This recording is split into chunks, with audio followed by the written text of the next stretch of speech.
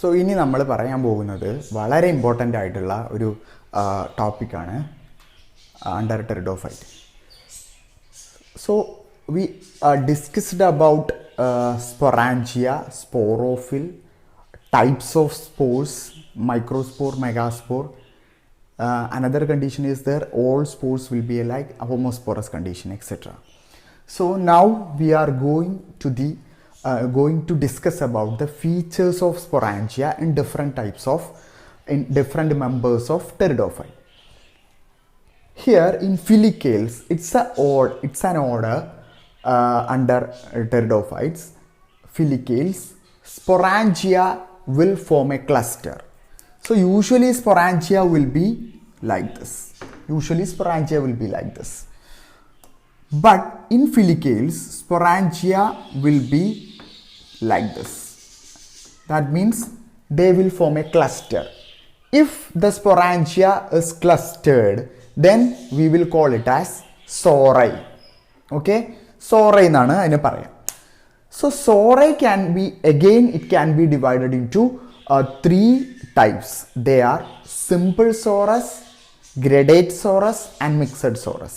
As the name indicates, simple sorus, in simple sori, all Sporangia, suppose if 10 Sporangia is there in a simple sorus, then all Sporangia will develop and mature almost simultaneously. So എല്ലാവരും ഏകദേശം ഒരേ ടൈമിൽ mature ആവും. അങ്ങനെയുള്ളതിനെയാണ് simple sorus എന്ന് പറയുന്നത്.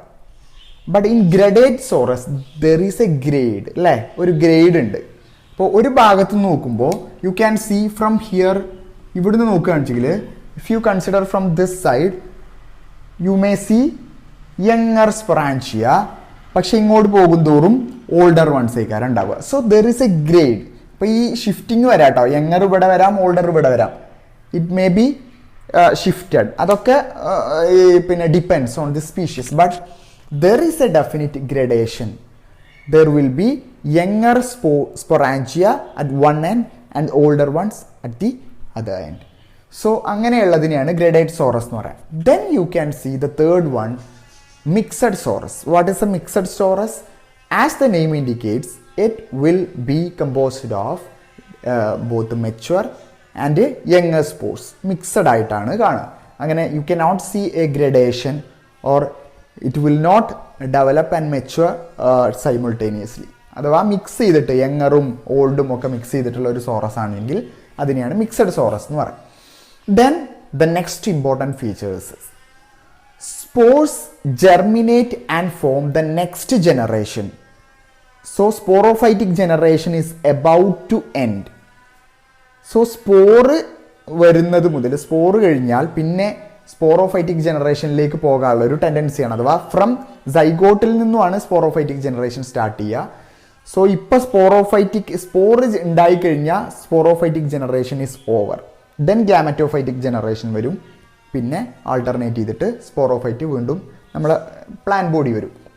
So spores germinate and form gametophyte. Here the gametophytic gametophytic generation is known as prothallus. അത് important ആണ്. ചിലപ്പോൾ ചോദിക്കാറുണ്ട് ടെറിഡോഫൈറ്റിലെ ഗ്യാമറ്റോഫൈറ്റിക് ജനറേഷന് പറയുന്ന പേരെന്താ? പേരാണ് പ്രോതാലസ്. പ്രോ എന്ന് പറഞ്ഞു കഴിഞ്ഞാൽ താലസിൻ്റെ ജസ്റ്റ് മുന്നുള്ള ഫോം എന്നാണ് ഉദ്ദേശിക്കുന്നത്. So you know 2 types of spores, development of spores, and 2 types of spores in Pteridophyte. They are homospores and heterospores. What is the difference between homospores and heterospores? In homosporous condition, in a sporangia, you can see all spores will be alike. You can see similar structured spores within a sporangia. But in heterosporous condition, there is a marked difference between marked difference between 2 types of spores. One is bigger and is known as megaspore, and the other one is smaller, which is known as microspores. So in homosporous condition, what is the condition?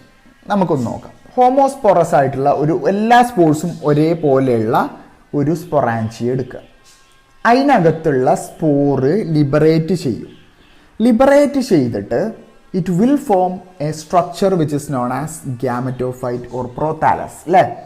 എന്താ gametophyte എന്ന് പറഞ്ഞു കഴിഞ്ഞാൽ, ഇവിടുത്തെ ഗ്യാമറ്റോഫൈറ്റിനെ നിങ്ങൾ ബ്രയോഫൈറ്റിലെ gametophytic plan body ഇല്ലേ അതുമായിട്ട് compare ചെയ്താൽ മതി. അഥവാ ആ ഗ്യാമറ്റോഫൈറ്റിക് ആയിട്ടുള്ള ഈ പ്രോതാലസിനകത്ത് എന്താ ഉള്ളത്? മെയിൽ റീപ്രൊഡക്റ്റീവ് സ്ട്രക്ചർ ആയിട്ടുള്ള ആന്ത്രിഡിയും ഫീമെയിൽ റീപ്രൊഡക്റ്റീവ് സ്ട്രക്ചർ ആയിട്ടുള്ള ആർക്കിഗോണിയും ഉണ്ട് അല്ലേ. ഇവിടുത്തെ കണ്ടീഷൻ ഒന്ന് നോക്കുക. ഹോമോസ്പോറസ് കണ്ടീഷൻ ആണെങ്കിൽ sporangia will break and release സ്പോർസിനെ റിലീസ് ചെയ്യും. ഈ സ്പൊറാൻജി ബ്രേക്ക് ചെയ്തതിന് ശേഷം സ്പോർസ് പുറത്തെത്തിയതിനു ശേഷം it will undergo a series of division to form a multicellular structure which is known as gametophyte, and in this gametophyte you can see both male and female reproductive structure. Male reproductive structure ആന്ത്രിഡിയ എന്നും female reproductive structure archegonia എന്നും പറയുന്നു. Both are embedded within the thallus. താലസിനകത്ത് തന്നെ കാണാൻ പറ്റും. So what is the difference between homospores and heterospores എന്നുള്ളത് next പറയുമ്പോൾ മനസ്സിലാകും. In microspore bearing microsporangia the condition is little different. അതെന്താന്നുള്ളത് നോക്കാം. ഞാൻ പറഞ്ഞു ഹോമോസ്പോറസ് ആയിട്ടുള്ള കണ്ടീഷൻ ആണെങ്കിൽ സ്പൊറാൻജിയയുടെ പുറത്തെത്തിയതിന് ശേഷമാണ് സ്പോർസ് ഡിവൈഡ് ചെയ്തിട്ട് ഇങ്ങനത്തെ ഒരു സ്ട്രക്ചർ ആയിട്ട് മാറുന്നത്. But in the case of heterosporous condition development of the mail gametophyte or female gametophyte, ഇവിടെ ഗാമറ്റോഫൈറ്റ് എന്നേ പറയാൻ പറ്റുള്ളൂ. കാരണം എന്താ? because it bears both sex organs. But in microsporangia, microspore germinate and form only male gametophyte. ഈ same structure തന്നെയാണ്, പക്ഷേ അതിൽ മെയിൽ റീപ്രൊഡക്റ്റീവ് സ്ട്രക്ചർ മാത്രമേ ഉണ്ടാവുള്ളൂ. മെഗാസ്പൊറാൻജിയ ജെർമിനേറ്റ് ചെയ്ത് കഴിഞ്ഞാലോ it will produce a thallus which contain only female reproductive structure. അപ്പോൾ സ്ട്രക്ചറൊക്കെ ഒരേപോലെ കാരണം, പക്ഷേ മൈക്രോസ്പോറാണ് ജെർമിനേറ്റ് ചെയ്യണമെങ്കിൽ മെയിൽ ഗ്യാമറ്റോഫൈറ്റ് മാത്രമേ ഉണ്ടാവുള്ളൂ, അതിൽ മെയിൽ റീപ്രൊഡക്റ്റീവ് സ്ട്രക്ചറേ ഉണ്ടാവുള്ളൂ. മെഗാസ്പോറാണ് ജെർമിനേറ്റ് ചെയ്യുന്നതെങ്കിൽ ഫീമെയിൽ റീപ്രൊഡക്റ്റീവ് സ്ട്രക്ചർ ആയിട്ടുള്ള ഫീമെയിൽ ഗ്യാമറ്റോഫൈറ്റ് ഉണ്ടാവും, ഫീമെയിൽ റീപ്രൊഡക്റ്റീവ് സ്ട്രക്ചർ ആയിട്ടുള്ള ആർക്കിഗോണി ഉണ്ടാവും. സോ എന്താണ് ഡിഫറൻസ് എന്നുള്ളത് നമുക്ക് ജസ്റ്റ് ഒന്ന് നോക്കാം. ഇപ്പോൾ ഞാൻ പറഞ്ഞു ഇതൊരു സീരീസ് ഓഫ് ഡിവിഷൻ അണ്ടർഗോ ചെയ്തിട്ടാണ് ഗ്യാമറ്റോഫൈറ്റ് ആയിട്ട് മാറുന്നത്. ഇവിടെ ഉള്ള പ്രശ്നം എന്താ വെച്ചാൽ മെഗാസ്പൊറാൻജി ആയിക്കോട്ടെ മൈക്രോസ്പൊറാൻജി ആയിക്കോട്ടെ, ഹെറ്ററോസ്പോറസ് കണ്ടീഷനിൽ സ്പോർസ് സ്പൊറാൻജിയൊക്കെ അകത്ത് വെച്ചിട്ട് തന്നെ കുറച്ച് ഡിവിഷൻ നടന്നിട്ടുണ്ടാവും. ഓക്കെ, കുറച്ച് ഡിവിഷൻ ഉള്ളിൽ വെച്ചിട്ട് തന്നെ നടന്നിട്ടുണ്ടാവും. ദെൻ ദിസ് ഡിവൈഡഡ് മൈക്രോസ്പോർ ആയിട്ടുള്ള സാധനമാണ് പുറത്തേക്ക് ലിബറേറ്റ് ചെയ്യുക. Further divisions proceeds after liberation. അപ്പോൾ കുറച്ച് ഡിവിഷൻ അകത്ത് വെച്ച് നടക്കുന്നു, കുറച്ച് ഡിവിഷൻ പുറത്തും വെച്ച് നടക്കുന്നു. അതിനുശേഷമാണ് ഗ്യാമറ്റോഫൈറ്റ് ഉണ്ടാവണമെങ്കിൽ അതാണ് ഹെറ്ററോസ്പോറിയുടെ ഒരു പ്രധാനപ്പെട്ട ഫീച്ചർ. ഈ ഫീച്ചറിനെ പറയുന്ന പേരാണ് endosporic. So development of the spore gametophyte starts within the സ്പൊറാൻജിയത്തിൽ. അഥവാ നോക്കിക്ക് ഈ ഫോം ചെയ്ത സ്ട്രക്ചറാണ് ഗ്യാമറ്റോഫൈറ്റ്, ഫൈനൽ പ്രോഡക്റ്റ് ആണ് ഗ്യാമറ്റോഫൈറ്റ്. ആ ഗ്യാമറ്റോഫൈറ്റ് ഉണ്ടാകുന്നത് എങ്ങനെയാണ്? Through series of division. ആ ഡിവിഷന്റെ സ്റ്റാർട്ടിങ് എവിടെ വെച്ചിട്ട് നടക്കുന്നു? ഹെറ്ററോസ്പോറിയിൽ, വിത്തിൻ ദ സ്പൊറാൻജിയം itself. This type of development is known as endosporic development. അപ്പോൾ അതിന്റെ നേരെ ഓപ്പോസിറ്റ് ആണ് എക്സോസ്പോറിക് ഡെവലപ്മെന്റ് എന്ന് പറഞ്ഞു കഴിഞ്ഞാൽ, if the development of gametophyte starts only after the liberation of spores from sporangia. സ്പൊറാൻജിയക്ക് പുറത്ത് വെച്ചിട്ട്, അഥവാ സ്പൊറാൻജിയയിൽ നിന്ന് സ്പോർ ലിബറേറ്റ് ചെയ്തതിന് ശേഷം മാത്രം മെയിൽ ഗ്യാമറ്റോഫൈറ്റിന്റെ ആവശ്യമുള്ള ഡിവിഷൻസ് സ്റ്റാർട്ട് ചെയ്യുകയാണെങ്കിൽ അതിനെയാണ് എക്സോസ്പോറിക് ഡെവലപ്മെന്റ് എന്ന് പറയുക. ഇത് നമ്മളൊരു എക്സാമ്പിൾ ഒക്കെ എടുത്തിട്ട് നമുക്ക് ടൈപ്പ് പഠിക്കുമ്പോൾ മനസ്സിലാവും കേട്ടോ. നെക്സ്റ്റ്, മെയിൽ റീപ്രൊഡക്റ്റീവ് സ്ട്രക്ചറിനെ ആന്ത്രിഡിയ എന്നാണ് പറയുന്നത്. ആന്ത്രിഡിയ ഷോർട്ട് സ്റ്റോക്ക്ഡ് ആണ് വിത്ത് എങ്ങനെയാണ് സ്റ്റെറൈൽ ജാക്കറ്റും ഉണ്ട്. Then archegonia which has a venter and a neck. Neck is always project from the thallus. താലസിൽ നിന്നും മെയിൽ ഗ്യാമറ്റോഫൈറ്റിക് ആയിട്ടുള്ള താലസ് അല്ലെങ്കിൽ ഫീമെയിൽ ഗ്യാമറ്റോഫൈറ്റിക് ആയിട്ടുള്ള താലസ് ഓർ ഇങ്ങനത്തെ രണ്ടും കൂടിയുള്ള കണ്ടീഷനിൽ ഫീമെയിൽ റീപ്രൊഡക്റ്റീവ് സ്ട്രക്ചറിന്റെ നെക്ക് എപ്പോഴും പ്രൊജക്ട് ചെയ്തിട്ടാണ് കാണപ്പെടുക. Then water is essential for their fertilization. Then എങ്ങനെ ഉണ്ടാവും? ബൈഫ്ലജല്ലേറ്റഡ് ആയിട്ടുള്ള അല്ലെങ്കിൽ ആന്ത്രോസോയിഡ്സ് ഉണ്ടാകും. ഈ ആന്ത്രോസോയിഡ്സ് നെക്കിനകത്തെത്തും. നെക്ക് വെൻഡർ കൂടെ എഗ്ഗുമായിട്ട് ഫ്യൂസ് ചെയ്യും. ഡിപ്ലോയിഡ് സൈഗോട്ട് ഉണ്ടാവും. This diploid zygote undergo series of division to form embryo. Again here the development of embryo are of two type. Development of embryo എന്ന് പറയുന്നത് രണ്ട് ടൈപ്പിലുണ്ട്.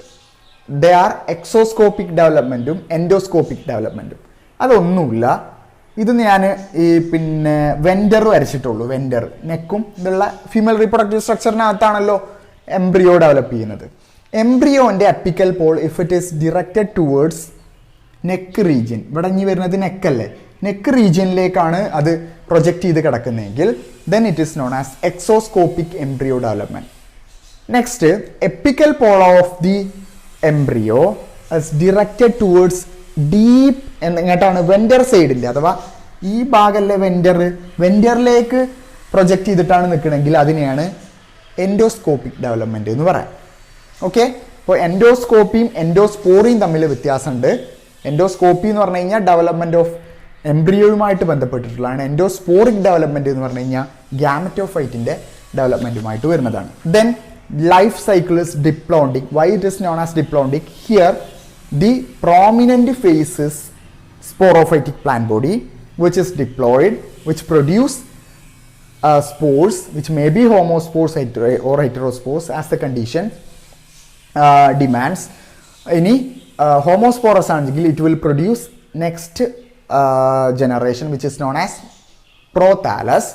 In this prothallus, if the condition is homosporous, then you can see two types of spores within the same thallus where male reproductive സ്ട്രക്ചറും female reproductive സ്ട്രക്ചറൊക്കെ ഉണ്ടാവും. അതിൽ ഫെർട്ടിലൈസേഷനൊക്കെ നടക്കും. Heterosporous ആണെങ്കിലോ മൈക്രോസ്പോർ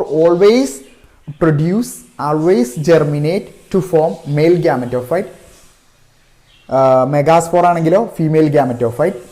ഇവ രണ്ടുപേരും ഏകദേശം അടുത്താണെങ്കിൽ ദെൻ എന്ത് ചെയ്യും? ആന്ത്രിഡിയം മെച്ചൂർ ആകുമ്പോൾ ആന്ത്രോസോയിഡ്സിനെ വാട്ടറിൻ്റെ സഹായത്തോടു കൂടി ഈ ഫീമെയിൽ ഗ്യാമറ്റോഫൈറ്റിലുള്ള ആർക്കിഗോണിയത്തിൻ്റെ അടുത്തേക്ക് എത്തിച്ചു കഴിഞ്ഞാൽ ഫെർട്ടിലൈസേഷൻ നടക്കും. അടുത്തടുത്ത് വീഴാനുള്ള ചാൻസ് ഇല്ലേ? കാരണം രണ്ടുപേരും ഏകദേശം ഒരു പ്ലാന്റിൻ്റെ തന്നെ അല്ലേ, ഒരു പ്ലാന്റിൽ തന്നെ ഒരേപോലത്തെ, ഞാൻ പറഞ്ഞു ഹെറ്ററോസ്പോറസ് ആയിട്ടുള്ള സ്പീഷ്യസ് ആണെങ്കിലും മിക്കവാറും പിന്നെ ഒരൊറ്റ താലസിനകത്ത് തന്നെ ഒരൊറ്റ പ്ലാന്റ് ബോഡിയിൽ തന്നെ ഇവർക്ക് രണ്ട് സ്പോറിനെയും നമുക്ക് കാണാൻ പറ്റും. അപ്പോൾ രണ്ടുപേരും ഒരേ ഭാഗത്ത് തന്നെ വീഴും. ഇഷ്ടംപോലെ സ്പോറുണ്ട്. ഇതിലേതെങ്കിലുമൊക്കെ തമ്മിൽ ഫെർട്ടിലൈസേഷൻ നടന്നതിന് ശേഷം എംബ്രിയോ ഉണ്ടാകും, സ്പോറോഫൈറ്റ് ഉണ്ടാകും. So this is about the general features of pteridophyte.